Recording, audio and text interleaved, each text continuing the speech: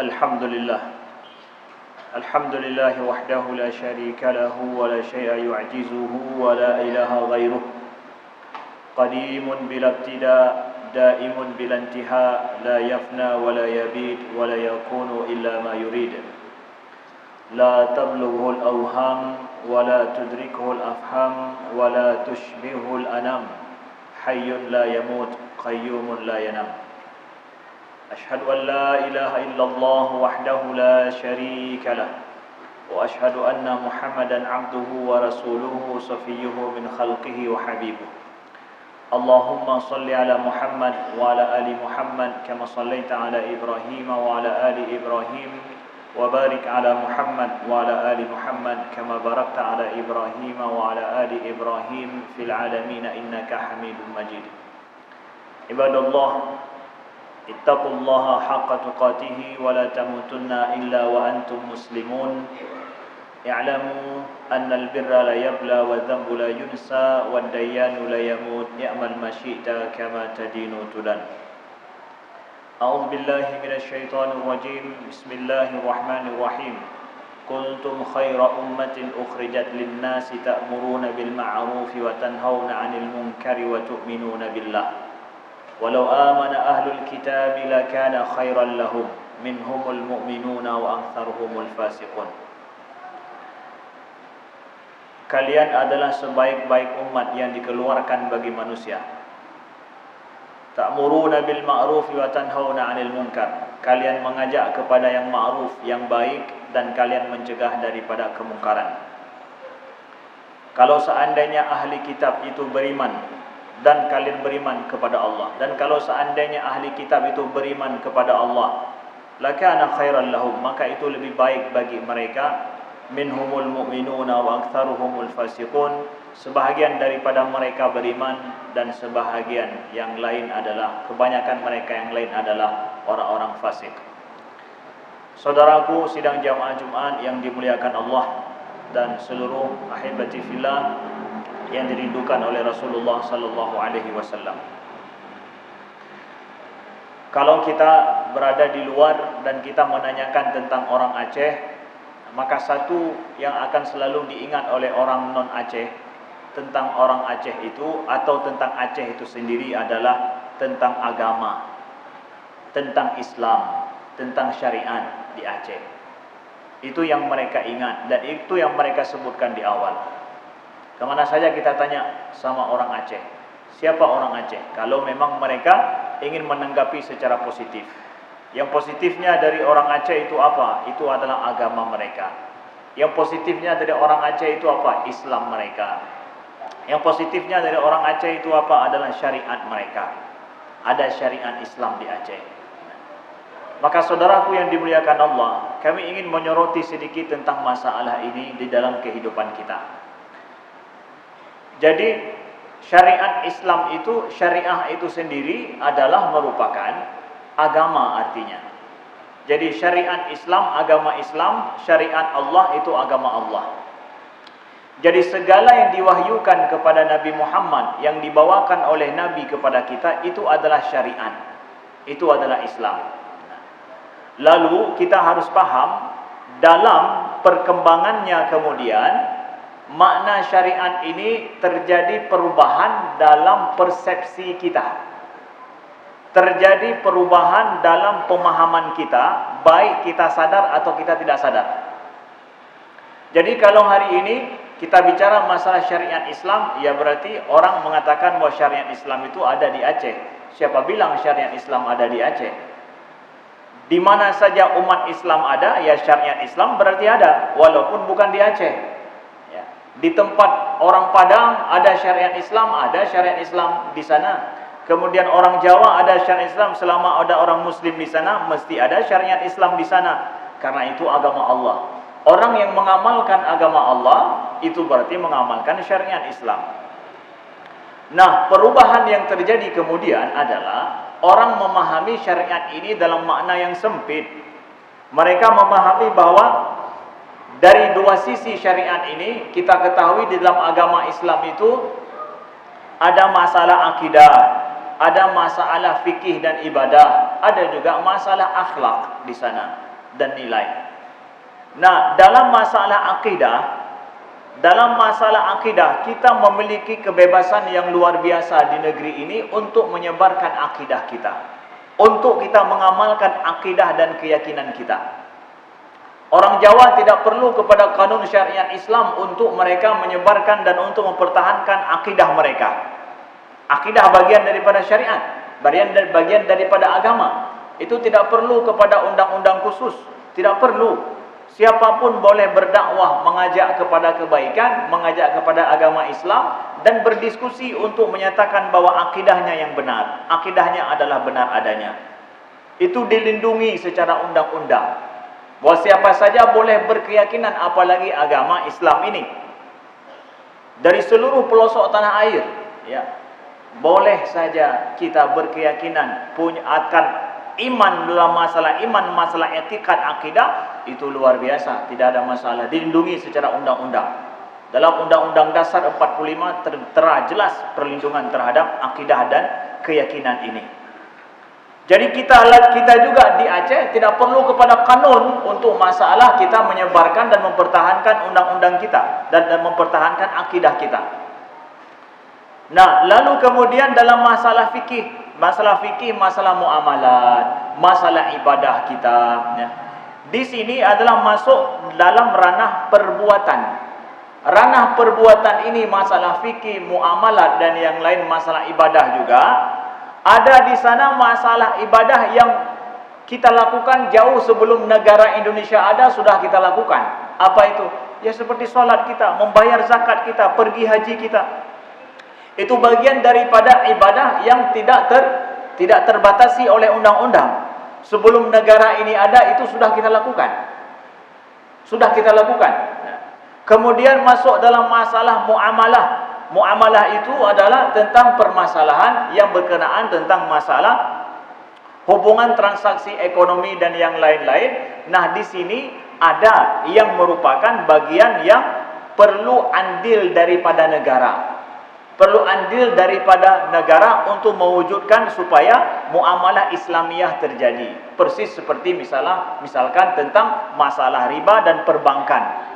Ini perlu kepada andil negara. Di sini perlu kepada kanun masalah syariat Islam. Yang dimana misalkan di Aceh mulai tahun ini bahwa tidak boleh ada lagi bank yang berstatus riba di Aceh. Kenapa? Karena ini Islam, karena di sini menerapkan syariat Islam. Syariat Islam dimaksud adalah dalam sisi muamalat. Dalam sisi muamalat. Sedangkan ini karena sudah ada kanun. Kalau tidak ada kanun gimana? Ya, mungkin tidak bisa. Karena sudah ada kanun disepakati secara undang-undang, maka bisa diterapkan. Di tempat lain tidak bisa. Karena apa? Karena undang-undang tidak membenarkan ada kanun yang mengatur tentang masalah ini. Khusus Aceh mengatur masalah ini. Tapi jangan kita pikir bahwa semua masalah agama itu perlu kepada kanun. Tidak. Tidak semua masalah agama perlu kepada kanun. Banyak masalah agama syariat Islam ini kita lakukan tidak perlu kepada kanun. Ya.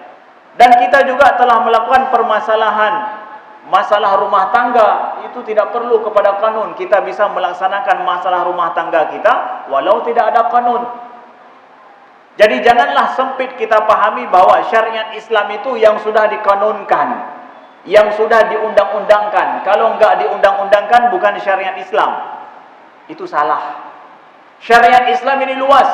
Yang kita boleh untuk melaksanakan, kita kerjakan sendiri. Agama Allah ini sangat banyak sekali tanpa perlu kepada andil negara, tanpa perlu kepada kanun. Tanpa menapik bahwa di sana ada masalah dalam kehidupan beragama kita, perlu kepada kanun, perlu kepada andil negara. Nah, penerapan syariat Islam di Aceh lebih dipahami dari sisi apa? Dari sisi perlunya kepada undang-undang dan kanun. Ini sempit sekali. Masalah perlu kepada kanun dalam masalah undang-undang, dalam masalah kehidupan beragama kita itu adalah sempit. Tidak banyak. Nampak saat ini seperti misalkan tidak boleh ada bank riba.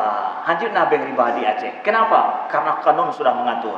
Itu salah satu sisi. Sisi lain banyak yang kanun tidak mengatur, tapi kita bisa melakukannya sendiri. Begitu juga dalam masalah akhlak. Masalah akhlak Apakah perlu kanun mengatur masalah akhlak seperti di Saudi Arabia? Berada di sana misalkan ada khusus departemen amar ma'ruf nahi mungkar yang menjaga masalah akhlak orang. Kita pikir tidak perlu. Masalah akhlak ini kita boleh mengajarkan siapa saja akhlak Islam, tidak ada yang melarang di sana. Enggak ada yang memasukkan kita dalam penjara gara-gara kita mengajak orang untuk ikhlas, untuk bersabar, untuk berbuat baik, ya, bertawakal kepada Allah. Akhlak itu terbuka lebar. Ini sisi syariat juga. Mengajak orang untuk berkelakuan baik, berakhlak baik, sisi syariat. Ini tidak perlu kepada kanun khusus, kita boleh melakukannya. Maka dari sini yang kami sorot apa? Jadi yang Ustaz ingin sampaikan apa? Yang ingin kita sampaikan adalah bahwa kita di Aceh yang sudah, dan orang sudah memahami tentang Aceh, bahwa syariat Islam di Aceh bukan bermakna bahwa kanun syariat. Kalau ada kanun ada syariat, enggak ada kanun enggak ada syariat. Sebelum negara ini ada, sudah ada syariat Islam di Aceh diamalkan oleh orang Aceh. Cuma masalahnya sudah sempurna atau tidaknya itu adalah berproses. Maka ketika negara ini ada, negara NKRI ini ada, maka rakyat Aceh meminta bagaimana negara mendukung pelaksanaan syariat Islam dalam kehidupan mereka. Ada hal yang perlu dukungan, ada hal yang langsung kita bisa laksanakan sendiri, banyak hal. Maka hari ini yang salah pada kita adalah pada saat nyo ada pegang panena awak WH hanabut lewenyo. Ya, WH sudah tidak ada lagi, syariat Islam sudah hilang. Karena apa? WH tidak bekerja. Saudaraku, bukan pada WH-nya syariat Islam. Kalau kita menggantungkan syariat Islam ini pada pemerintah, sangat kecil kemampuan pemerintah untuk berbuat. Kalau ada dana, WH bekerja. Enggak ada dana, WH stop, duduk mendam. Mereka akan bekerja dengan beroperasi kalau ada dana. Tidak ada dana, dia akan tidak bekerja. Syariat Islam itu bukan dilaksanakan oleh WH. Itu hanya salah satu sisi daripada peran pemerintah dalam mensukseskan syariat Islam. Jadi kalau begitu, peran penting dalam pelaksanaan syariat Islam itu di mana? Pemerintah hanya satu sisi saja, hanya beberapa sisi saja, dan kanun juga begitu. Tapi yang paling berperan penting penerapan syariat Islam di Aceh itu siapa? Masyarakat Aceh sendiri. Masyarakat Aceh sendiri, kalaupun nggak ada polisi, kalaupun nggak ada WH, masyarakat masih ada, syariat Islam masih tegak. Maka kami apresiasi, seperti contoh misalkan, seperti di Pantai Pelangi. Pantai Pelangi itu siapa? Masyarakat yang mencegah amar ma'ruf nahi mungkar di Sigli ini. Baru kemudian aparat turun, masyarakatnya duluan. Yang kalau seandainya masyarakatnya dia membiarkan ada ada kemungkaran di tempat itu, ya sudah. Jadi pelaksanaan syariat Islam itu, saudaraku yang dimuliakan Allah, bukan pada dana pemerintah, itu pendukung. Napeng, hanapeng, hana. Apalagi saat ini negara sedang bangkrut masalah Covid.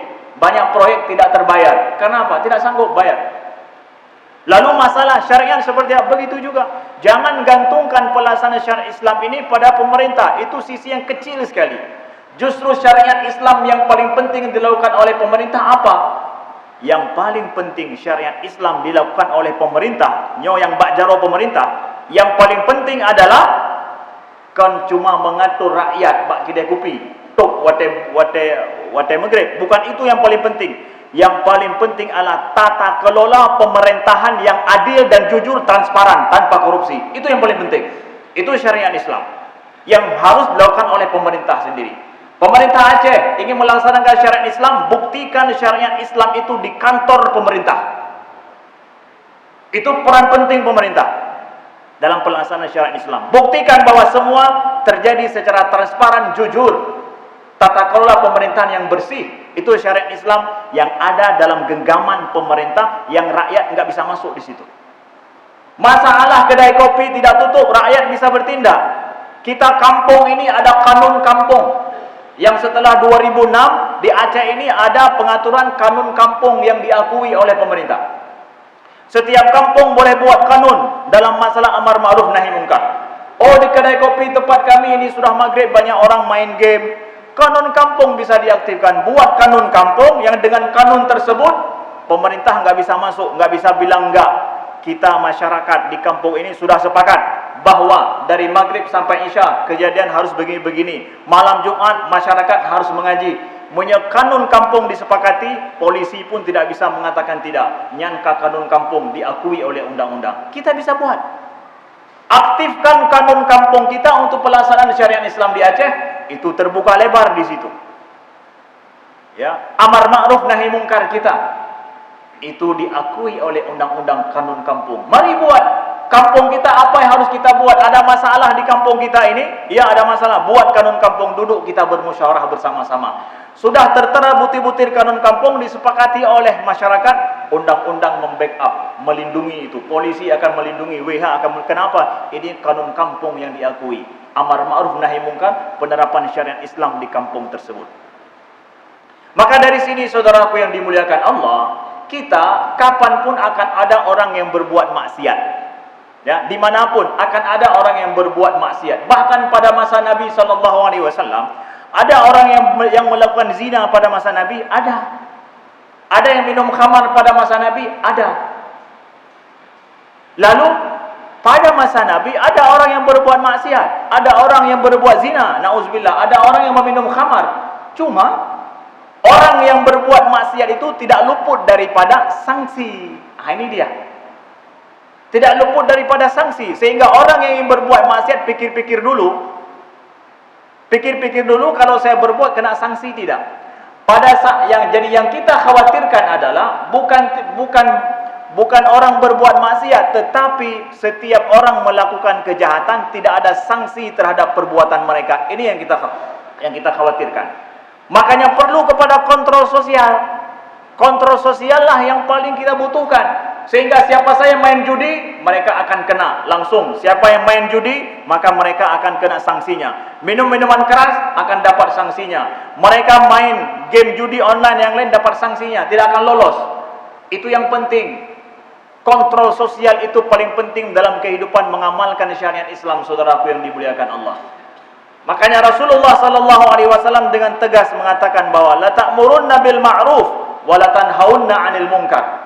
Hendaklah kalian terus menjaga amar ma'ruf dan juga nahi mungkar secara bersama-sama. Lalu kemudian sampai ditanyakan kepada Nabi, "Ya Rasulullah, anahlak wa fina salihun?" Ya Rasulullah, mungkinkah kita akan binasa dan hancur sedangkan kalau kita banyak orang baik-baik? Sama kami banyak orang-orang soleh, banyak wali-waliullah, mungkinkah kita akan hancur? Kata Nabi, "Na'am, idza kathural khabath." Ya, bisa saja kalian hancur, bisa saja kalian akan dibinasakan oleh Allah. Idza kathural khabas, kalau seandainya kejahatan itu semakin merajalela. Kejahatan merajalela tanpa tandanya merupakan kontrol sosial tidak ada.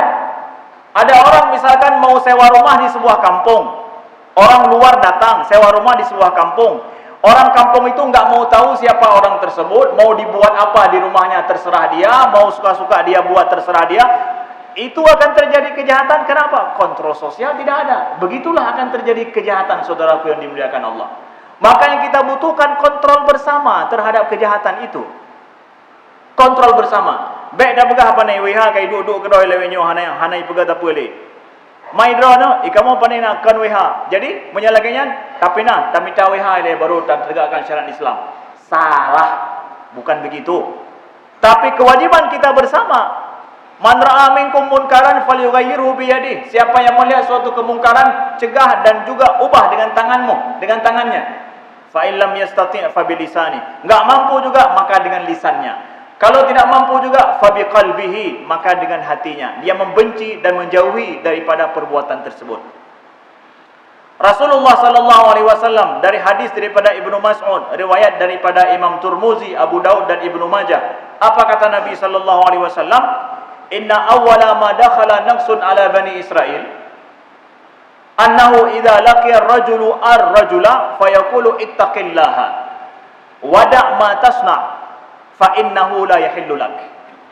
Kata Nabi, awal mula kehancuran Bani Israel itu kapan? Nih, Nabi mengatakan, awal kehancuran Bani Israel itu kapan? Awal kehancuran Bani Israel itu adalah ketika seseorang berjumpa dengan kawannya, lalu dia berkata kepada kawannya, jauhi daripada apa yang engkau buat ini. Karena dia melihat ada kawannya sedang melakukan perbuatan haram. Lalu dia bilang, ittaqillah, bertakwalah kamu pada Allah dan jauhi perbuatanmu ini karena perbuatannya tidak halal. Dia merespon, ada yang buat jahat, ada yang main game judi di depannya, dia tidak dia biarkan. Ittaqillah pada Allah. Ini haram, tidak boleh untuk kamu lakukan. Nah, setiap jumpa mereka respon. Thumma la yamna'hu fil ghadi an yakuna akiluhu wa syaribuhu wa qa'iduhu.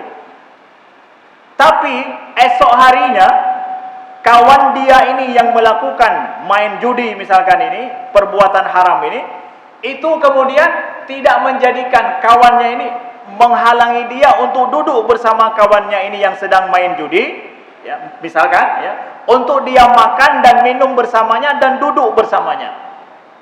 Kemarin dia bilang suruh kita jangan berbuat haram.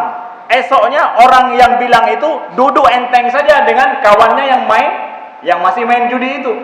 Udah biasa. Lusanya biasa lagi, udah nggak ada ngomong-ngomong lagi. Kata Nabi, inilah awal kehancuran Bani Israel dulu. Ketika awal jumpa lihat orang main atau berbuat haram, dia cegah. Esoknya dia diam, lusanya dia duduk sama-sama, nggak ada ngomong lagi. Oke jika biasa aja.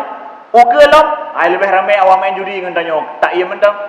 Itulah awal kehancuran Bani Israel, kata Nabi SAW. Ketika ada orang yang berbuat jahat, pertama dicegah, setelah itu dibiarkan, setelah itu diterima. Makan minumlah bersama orang yang berbuat jahat dan berbuat haram itu. Begitu kehancuran Bani Israel, kata Nabi SAW. Kemudian Allah sampaikan dalam Al-Quran, lu'inal ladzina kafaru min Bani Israel ala lisani Dawud wa Isa bin Maryam. Dzalika bima asaw wa kanu ya'tadun. Kanu la yatanahawna 'an munkarin fa'aluh labisa ma kanu yasna'un. Apa firman Allah? Tercelalah, terkutuklah Bani Israel dengan lisan Nabi Daud dan Isa bin Maryam. Kenapa terkutuk Bani Israel? Dzalika bima asaw wa kanu ya'tadun, karena mereka berbuat maksiat dan berbuat berlebihan. Artinya apa? Berbuat dosa yang berlebihan. Kanu la yatanahawna 'an munkarin fa'alu. Mereka tidak saling mencegah daripada kemungkaran yang mereka lakukan. Allah katakan terkutuk Bani Israel karena berbuat maksiat dan berlebihan berbuat maksiat. Dan apa? La yatanahawna 'an munkarin fa'alu. Mereka tidak saling mencegah daripada kemungkaran yang mereka lakukan. Bani Israel dikutuk karena tidak mencegah kemungkaran yang mereka lihat mereka lakukan bersama. Saudaraku yang dimuliakan Allah, ini pelajaran bagi kita bahwa sesungguhnya penerapan syariat Islam, benteng terakhir itu masyarakat itu sendiri. Sedangkan pemerintah hanya memfasilitasi. Napeng fasilitas, hanapeng hana fasilitas, tah pitan. Siapa dan? Maka jangan gantungkan pelaksanaan syariat Islam itu hanya semata-mata pada pemerintah. Tidak bisa. Syariat Islam itu sebelum ada pemerintah kita sudah melaksanakan syariat Islam. Memangnya tidak ada kawin dan nikah dengan halal sebelum ada negara ini? Ada. Kemudian pemerintah hanya memfasilitasi. Begitu juga masalah yang lain, saudaraku yang dimuliakan Allah. Tanggung jawab kita bersama adanya. Kemudian adalah kita tahu di pasar kita di Sigli ada kejadian beberapa waktu lalu orang bunuh diri karena apa? Masalah hutang dengan rentenir. Bahwa masyarakat kita yang pedagang kecil itu tersangkut dengan masalah rentenir. Ini masalah syariat Islam dalam masalah keuangan. Ini bagaimana akses memudahkan pinjaman yang halal yang baik bagi masyarakat kecil yang mereka bertahan hidup dengan dagangan mereka yang kecil.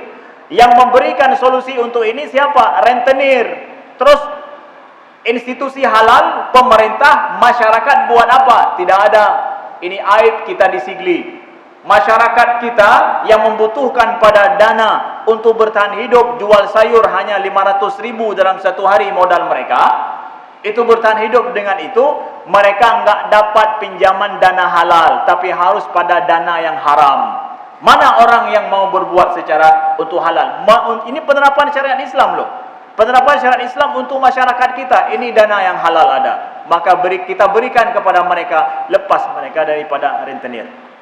Maka kami sampaikan bahawa sudah ada saudara kita yang sudah mulai masuk ke pasar Sigli untuk memberikan dana halal untuk membantu masyarakat kita di sini, pedagang-pedagang kecil, dan mereka butuh kepada sokongan dari banyak kita. Dan jamaah masjid juga kami akan mengajak untuk membantu saudara kita yang mereka sudah berbuat, sudah mulai masuk untuk menggantikan retenir yang haram yang menyebabkan celaka bagi masyarakat kita.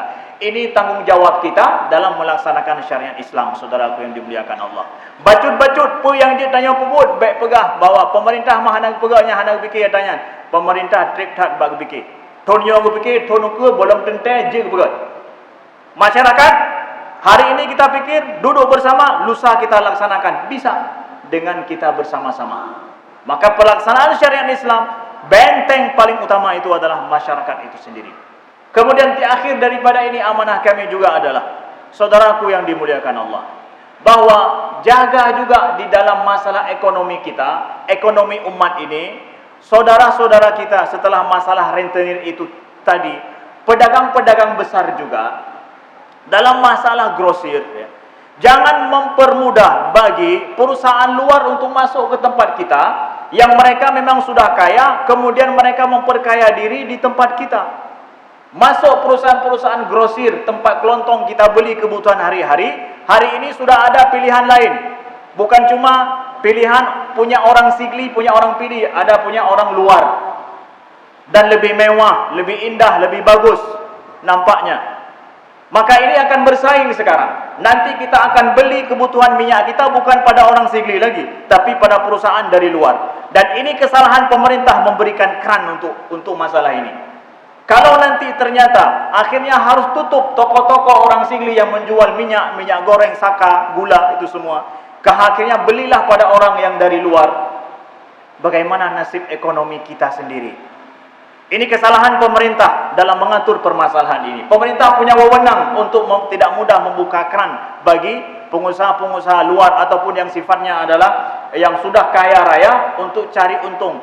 Bahkan mereka kadang nggak bayar zakat. Sedangkan rakyat kita di sini yang menjual minyak goreng, gula, kebutuhan hari-hari, mereka bayar zakat.